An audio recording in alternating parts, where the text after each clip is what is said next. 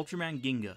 Released in 2013, Ginga would eventually become the start of the new generation era of Ultraman. While not called this when Ginga first came out, there's a good reason Ginga was made to be the first. In practice, all New Generation really meant was the shows retain their tokusatsu roots while adding more CGI.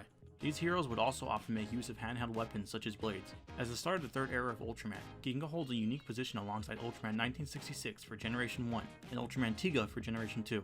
As such, Ginga has some incredibly heavy shoes to fill. Both Ultraman 66 and Tiga are considered some of the best entries in the entire franchise. So, the question for this video is, does Ginga hold a candle to their reputation? For me, the answer is both yes and no. To start with positivity, I want to talk about the most important thing Ginga did right: its characters. Every character in this show, whether they do anything to move the plot along or not, is enjoyable to watch. Aside from the villains being a little too cheesy, Ginga does a good job at not making anyone dislikable. Our hero, Hikaru, is very much a shonen anime character, with his blind optimism, faith in his friends, and strength through the bonds he creates with others. It's basic, but it's also nice to see. The supporting cast includes Misuzu, Kenta, Chigusa, Ultraman Taro, and later Tomoya. While none of this supporting cast is annoying, I do have to point out that Misuzu, Kenta, and Chigusa are essentially all the same type of character. They are all incredibly kind, supportive, and heroic, but are also insecure, reactionary, and easily manipulated. They all go on the same arc of facing their insecurity and coming out on top, but are forced into these insecurities by a slightest push from the show's villain. I honestly believe that any of their moments could have been swapped between each other, and the story would have played out the same.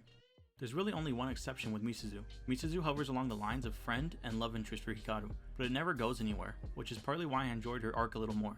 The show makes a big deal about how all of our cast have their own dream they want to pursue, and how dreams are the one thing we should never give up on. Hikaru wants to adventure, Misuzu wants to run a confectionery, Kenta wants to become a photographer, and Chigusa wants to become an idol.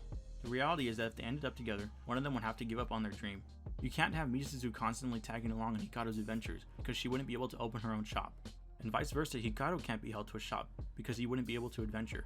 While I'm sure you can argue about something long distance, the point the show makes is that you shouldn't have to sacrifice your dreams for anything or anyone. Don't let your dreams be dreams. I like how Ginga shows the reality of situations where sometimes people's dreams just don't line up and they have to pursue them separately. So what about Taro and Tomoya?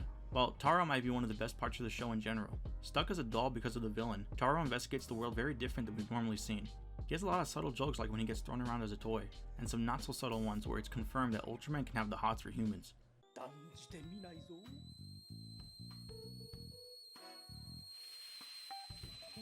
Aside from comedy, Taro also provides a lot of advice and comfort to our hero, and even saves lives through the psychic ability he still retains.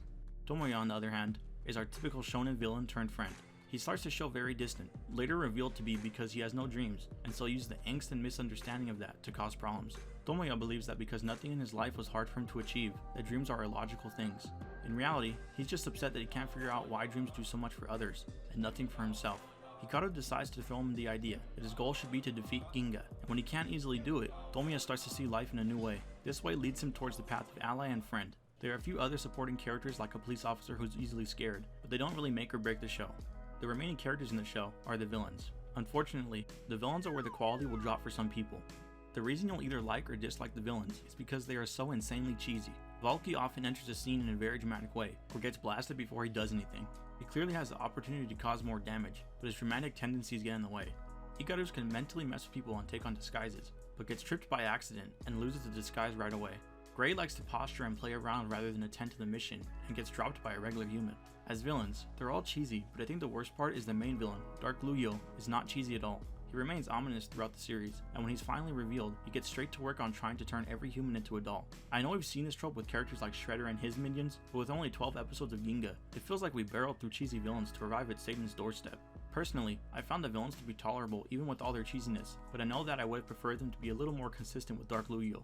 If you don't really mind characters like this, then I think you'll find the cast enjoyable. However, the cheese levels were right on the edge for me, so if that's not your speed, you might have problems with Ginga.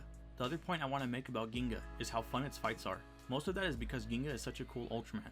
I think the design is incredible, and I love that with each unique move, the colors on his body change. It makes even basic moves and fights look way more intense. Ginga utilizes arm blades, meteors, lightning, a trident, and even a comfort beam. The comfort beam sounds weird, but it's because the kaiju in the show are mostly controlled by manipulated hosts. Having a voice inside these monsters means Ginga can communicate in fights with kaiju in ways most series can't. It means a comfort beam can result in a win without destroying a monster, while saving the host at the same time. I mentioned earlier how dreams are the focus of the show, and that applies to all these manipulated hosts as well. Even as he's fighting, Hikaru attempts to free the humans from their spell by discussing their hopes and dreams, which puts a new spin on typical kaiju slaying. If you aren't going to watch Ginga, I highly recommend you at least check out the final battle for some really cool choreography and effects. Overall, I think the enjoyable cast and interesting fights make Ginga an excellent starting point for the new generation. The only reason I said no earlier about its ability to hold a candle to 66 Antigua is because it's an incredibly short, fun, and contained story that doesn't really try to be anything other than that. Everything takes place mostly at one defunct school, so there's not much in the way of variety. With more episodes, the other two series were able to establish relationships with the audience in a more long-lasting way. By having so many members of the cast go on their own arc, within only 12 episodes, it means we can learn to like the characters, but it's hard to build a bond with them.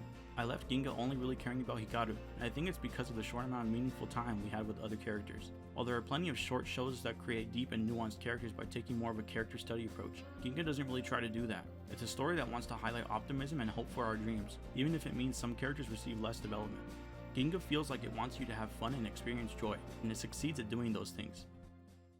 As always, I appreciate everyone for checking out my videos. I have a video on Ginga S currently in the works, which will be more like my Trigger and Taro videos. While Ginga is fun, there's a lot more narrative wheels turning in S, so there's more to break down. Expect that S video fairly soon. Let me know in the comments how you feel about Ginga, and if you think it's a good start to the new generation. See you next time.